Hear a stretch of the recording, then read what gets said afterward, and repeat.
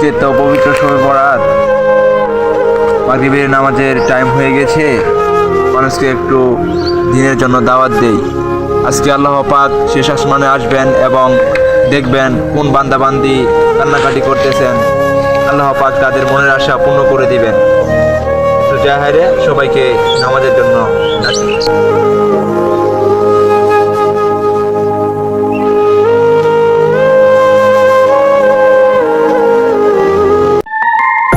আজকে তো শবে বরাত, সব মসজিদে মিলাদ আছে। যে মসজিদে মিললি বাদ দিব ওই মসজিদে যাম। তুই কোনটা যাবি? তুই যদি কোন মসজিদে যাচ্ছিল আমি নতুন মসজিদে যাম। কোন মসজিদে যদি খাবার ভালো দেয় তাহলে আমার কোচ, আর নতুন মসজিদে দিলে আমি ওদের কই যাম।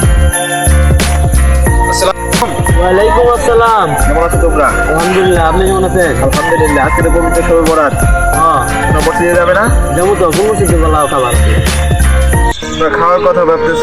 আজকে পবিত্র শবে বরাত, ভাগ্যের রজনী। এরাতে আল্লাহ পাক শেষ আসমানে আসবেন এবং দেখবেন কোন বান্দাবান্দি তার দরবারে বেশি কান্নাকাটি করতেছে। তোমরা বেশি বেশি আবাদত করবা। তা থেকে তোমরা কি ভাবতেছো কোন মসজিদে মিল্লিবাত হবে, কোন মসজিদে বেশি খাওয়ান দিবে, সেই কথা ভাবতেছ। তোমরা খাওয়ানোর কথাটাই ভাবলা, দুনিয়ার কথাটাই ভাবলা।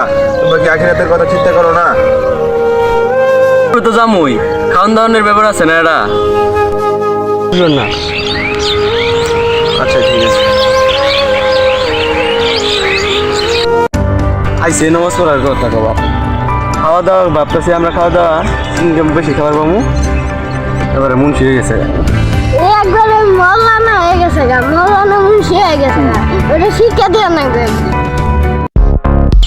আজকে নাই শবে বরাত, নাম মাগরিবের আনন্দ দেয়ালাই দিল, মসজিদে জান লাগবো।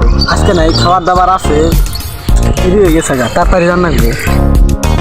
ওয়ালাইকুম আসসালাম। কই যাচ্ছেন চাচা? এই যে গেতাছি, মসজিদে গেতাছি। আচ্ছা মসজিদে যাইছেন। আচ্ছা। আইরে স্বার্থপর দুনিয়া, সবাই খাওয়ানোর কথাই ভাবলো। কেউ ভাবলো না আমার পূর্বপুরুষ, আত্মীয় স্বজন, পিতামাতা অন্ধকার কবরে গিয়েছে। তাদের কবরের পাশে দাঁড়িয়ে আমরা কবর জিয়ারত করব, নফল নামাজ পড়ব, কোরআন তেলাওয়াত করব, আল্লাহ পাকের কাছে কান্নাকাটি করব, তওবা পড়ব। খাস দিলে কেউ এই কথা বললো না। যাদেরকে যাই বললাম, যে ছেলে মেয়েদের কাছে বললাম, সবাই শুধু বলল যে কোন মসজিদে বেশি খাওয়ান হবে, কোন মসজিদে মিল্লি ভাত আছে, পিঠেলি আছে, সে মসজিদের কথা বলেন, সে মসজিদে আমরা যাব।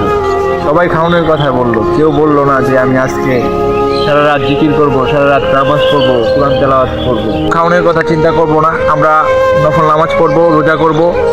বাড়িতে পিতামাতাদের বলবো আপনারা রোজা রাখবেন, নফল ইবাদত করবেন, কোরআন তেলাওয়াত করবেন।